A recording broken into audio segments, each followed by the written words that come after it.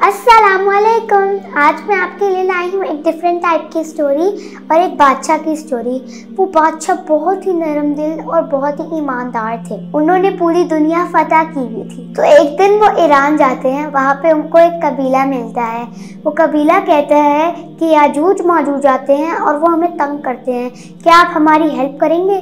तो वो बोलते हैं ज़रूर, क्यों नहीं।